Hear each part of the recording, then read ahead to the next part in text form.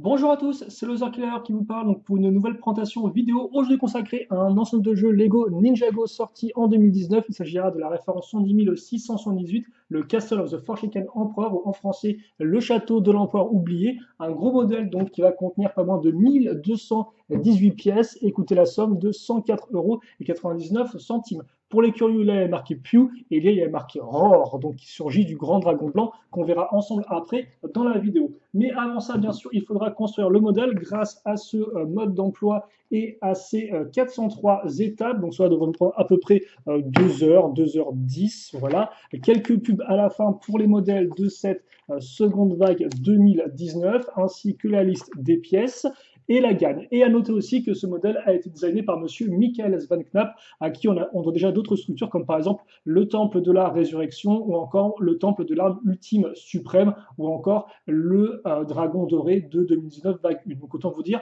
un designer qui s'y connaît en Ninjago. Mais commençons plutôt avec les figurines au nombre de 7 dans ce modèle, avec tout d'abord Lloyd, notre ninja vert, qui arrivera en version FS exclusive à ce set. Donc je vous rappelle que la différence entre les versions FS, ce qui d'ailleurs veut dire Forbidden Spijitzu ou Spijitzu interdit en français, et les versions normales des ninjas, eh bien c'est avant tout la présence d'une cagoule différente, avec eh bien, un côté un peu élémentaire, transparent, qui ressort du haut de la tête et qui rend ma foi assez bien. Et aussi la disparition de la pièce d'épaulette. Par contre, en termes d'imprimé, eh bien ce sera exactement la même chose que la version normale. Et d'ailleurs, justement, Lloyd, sa version normale, vous pouvez la retrouver aussi dans le Lloyd's Journey, ainsi dans le Lloyd's Titan Neck. Et justement, sur une version normale, eh bien, ne regardez pas plus loin, car on aura aussi Cole inclus dans ce modèle, avec justement eh bien, tout son équipement. Cole que vous pouviez aussi retrouver tel quel dans le Cole's Dirt Bike, et aussi en version FS dans le Land Bounty.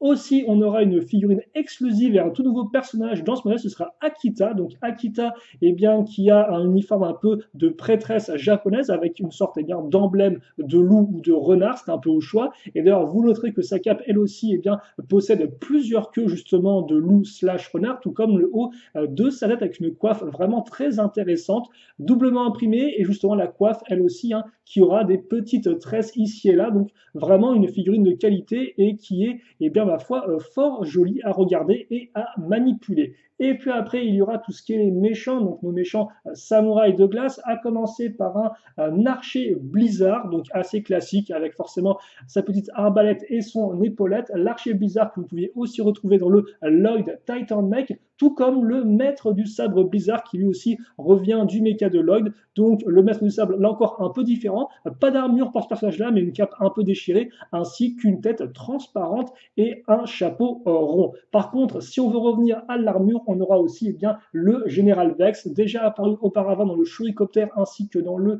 Lloyd Titan Mech, et justement eh bien, notre Général Vex qui lui a ses nouvelles pièces d'armure avec l'effet un peu transparent, le côté un peu de métal foncé, donc vraiment de grande qualité là encore, je ne m'en lasse pas. Et enfin, septième et dernière figurine, et aussi dernière figurine exclusive à ce modèle-là, eh bien, il s'agira forcément de l'empereur de glace, excusez du peu, donc qui viendra lui avec une toute nouvelle couleur pour les pièces d'armure, en blanc, forcément. Et d'ailleurs, vous noterez que justement, cette pièce d'armure, elle, a été mise de façon à ce que la partie glacée, justement, qui entre dans l'armure, eh bien, soit du côté droit et non pas du côté gauche. Et ça, du fait, eh bien, du moule de l'armure qui permet de faire l'un ou l'autre sans qu'on ait vraiment, sans qu'on s'en rende compte. Il n'y a pas vraiment d'avant ou d'arrière à l'armure. Donc, notre général, notre empereur, excusez-moi, eh bien, lui aussi a une tête transparente, et aussi il viendra eh bien, avec son parchemin du Spinjitzu interdit. Et l'empereur a beau être une très belle figurine, on va quand même revenir auparavant sur notre ami Lloyd, en effet, qui viendra avec sa toupie, donc de couleur dorée et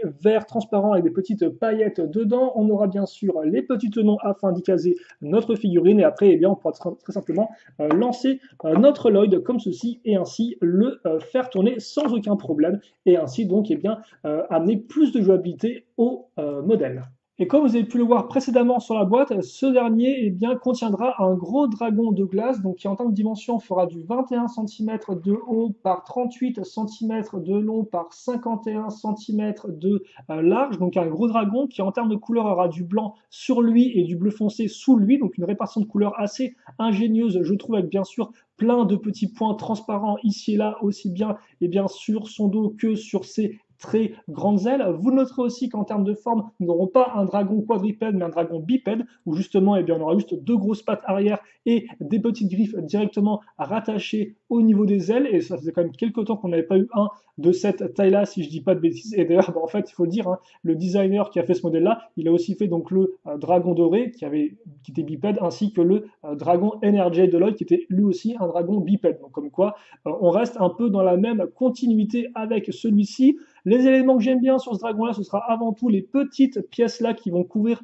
les éléments d'articulation afin que ce soit vraiment très blanc. Et j'aime aussi bien la façon dont est faite eh bien, les cuisses du dragon. Hormis ça, la tête reprend effectivement les nouveaux yeux imprimés, introduits l'an dernier, donc en 2018. Et sinon, eh bien, pas grand chose de plus à en dire. Ça reste avant tout un dragon assez classique, sans celle d'ailleurs à noter. Hein, il faudra passer directement le personnage là-dessus. Et puis, je pense avoir fait le tour sur ce dragon.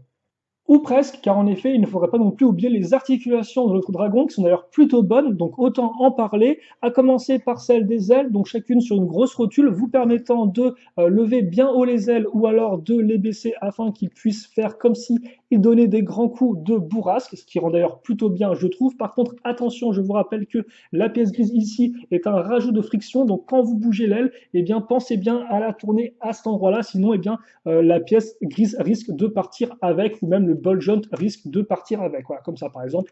Donc il faut vraiment bien tourner à ce niveau-là. Pour le reste, au niveau des ailes, vous aurez des petits pivots pour les griffes, donc très simple, hein, rien de plus à dire là-dessus. Et si maintenant on se penche au niveau des jambes, elles pourront eh bien, se déplacer librement d'avant en arrière, donc le tout sur des crans. Vous pouvez aussi les faire dépasser sur les côtés. Par contre, attention à ne pas trop lui faire le grand écart, car en effet, les ailes étant assez massives et assez lourdes, eh bien, il risque de tomber en avant. Et ce, malgré le rajout de friction au niveau de la rotule de sa grosse patoune.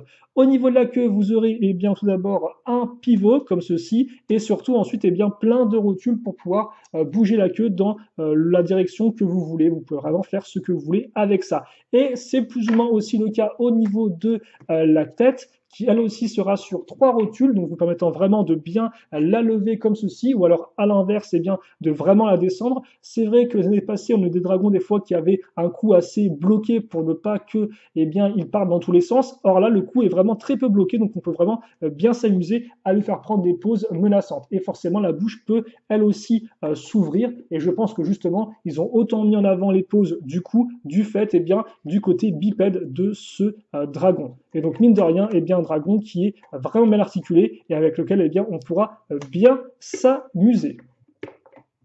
Et on continuera de s'amuser avec le château de l'empereur en lui-même, qui en termes de dimension eh bien, fera du 24 cm de haut par du 22,5 de profondeur par du 23,5 de largeur. Donc un château assez classique en termes de forme, avec justement une sorte de grande allée centrale qui va bien ressortir à l'avant du château et aussi aller bien à l'intérieur du château avec au bout le trône qu'on verra juste après. Et justement, encerclant cette allée centrale, eh bien, on aura deux sortes de pylônes qui vont former une arche assez intéressante. Noter que ces grosses cônes eh bien, justement, sont accrochées à l'envers sur la structure afin eh bien, d'obtenir cette forme si singulière à ce niveau-là. Et d'ailleurs, vous verrez qu'en termes de schéma de couleur, c'est assez intéressant car le pylône justement est de couleur très claire, blanche et bleu transparent, et il va eh bien, très bien contraster avec le gris foncé et le noir de nos deux tours symétriques. Donc deux tours justement qui auront des couches de couleurs assez intéressantes pour refléter les différents étages avec du gris foncé, du noir et bien sûr du blanc ici et là pour représenter la neige.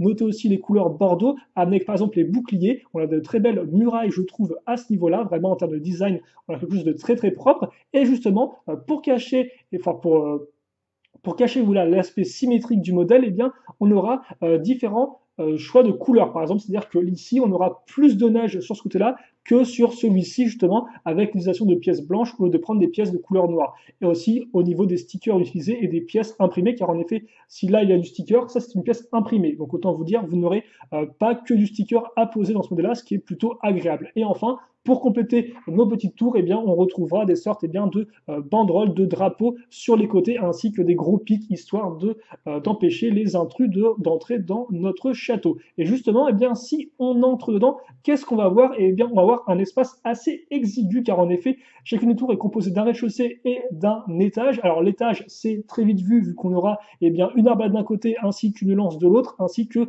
de quoi placer une figurine sur un tonneau. Et c'est à peu près tout. Et au rez-de-chaussée, ce sera vraiment très très serré, vu qu'on aura trois éléments principaux, un mur avec un sticker, avec justement d'un côté le général Vex, où il y aura écrit Shogun sous lui, donc Shogun qui veut dire général, hein, c'est un peu l'équivalent en japonais, et de l'autre, on aura l'empereur, donc empereur de glace, il y aura écrit empereur, tout simplement. Et puis sinon, à part ça, un gros pilier au centre de la structure, ainsi que des barils, donc d'un côté des armes et des pelles, de l'autre de quoi s'amuser avec une crosse de hockey et des patins à glace. Donc ça c'est rigolo, mais il n'empêche qu'à part ça, il n'y a pas vraiment moyen de mettre une figurine dans ces espaces-là, même si à noter que la partie centrale avec le pilier, elle peut être très facilement retirée, vu qu'en effet, elle n'est pas à raccrocher au niveau du plafond. Et l'on pourra aussi ajouter, hélas, que les écussons sur les boucliers accrochés au mur ont un peu de mal à tenir. Et malgré un intérieur de château assez décevant, il n'en reste que ce dernier cache un mécanisme qui lui justement est véritablement intéressant. Et donc justement la première chose, c'est cette petite partie-là assez particulière. On peut se demander à quoi ça sert une sorte de gros pic à l'avant du château. Et bien c'est très simple, c'est pour en fait coincer la toupie. Et c'est déjà première chose intéressante, c'est la première fois qu'on a une boîte de jeu dans, donc là d'ailleurs la première et aussi la dernière fois je tiens à dire, dans cette seconde vague 2019 où justement la toupie va vraiment être intégrée au modèle et ne sera pas juste mise à côté. Donc on va mettre notre personnage là-dedans et après ce qu'on va faire c'est qu'on va activer le levier ici, donc l'espèce de petit bouton comme ça, on va le presser en avant, on va faire coulisser en fait si vous voulez toute une partie du modèle et ainsi ouvrir le château en deux et ainsi dévoiler le trône de glace avec dessus notre empereur de glace. Donc ça c'est un mécanisme qui fonctionne vraiment bien selon moi et qui en plus justement intègre la toupie. Alors bien sûr le mécanisme peut fonctionner totalement sans la toupie et d'ailleurs justement je vais vous le montrer sous différents angles afin que vous puissiez vraiment bien voir à quoi ça ressemble. Donc fermé et après on presse et justement en pressant, on va pousser sur ces pièces techniques-là qui sont elles-mêmes reliées à nos tours étant reliées à la base avec des pièces de charnière, et bien forcément, elles vont aussi pivoter quand je vais presser dessus. Et en même temps, vous noterez qu'on aura des pics de glace qui vont monter à l'arrière du trône afin de faire comme si la glace surgissait du sol. Et ça, c'est vraiment cool parce que certes, je n'ai pas encore vu les épisodes de la série consacrés justement au côté glace, mais j'aime imaginer que justement, c'est Lloyd FS, en utilisant son spécial sous interdit, qui est entre guillemets réveillé l'empereur de glace en révélant sa cachette. Donc c'est vraiment un très chouette mécanisme qui fonctionne vraiment bien et qui a toute une petite histoire derrière. Donc ça par contre, j'approuve totalement le petit mécanisme, tout comme d'ailleurs le trône de glace qui lui aussi a un très beau rendu avec ses pièces transparentes. Les pièces transparentes par exemple de cockpit utilisées à l'avant, enfin sur les côtés du trône. Vraiment un rendu qui fonctionne du tonnerre. Donc vraiment du tout bon de A à Z pour ce mécanisme et ce trône de glace. Et enfin, afin de compléter notre château de glace, nous aurons une tour de glace, elle aussi forcément, qui en termes de dimension fera du 19 cm de haut par du 7 cm de large par du 7 cm de profondeur. Donc une tour de glace plutôt simple, qui aura trois éléments intéressants toutefois. Donc le premier, ce sera la petite prison que vous pourrez donc ouvrir à l'arrière grâce au levier ici et qui va appuyer sur notre vitre. Là encore, vous remarquerez l'utilisation d'une pièce de vitre en tant que cristal de glace. Je crois que c'est une des premières fois que je vois ça. En tout cas, c'est assez rare, je trouve, pour être signalé. Vous noterez aussi la petite araignée, forcément. Ça, c'est à refermer à la main tout seul avec ses mains comme un grand. Le second élément intéressant, je trouve, c'est qu'on va retrouver ces pièces-là un peu de barricade pour rendre le design plus homogène. D'ailleurs, ça rappellera aussi un peu les formes qu'on avait dans la structure du Lloyd's Journée, donc un petit set avec une forteresse, là encore, pour les samouraïs de glace, que vous pourrez rajouter au château.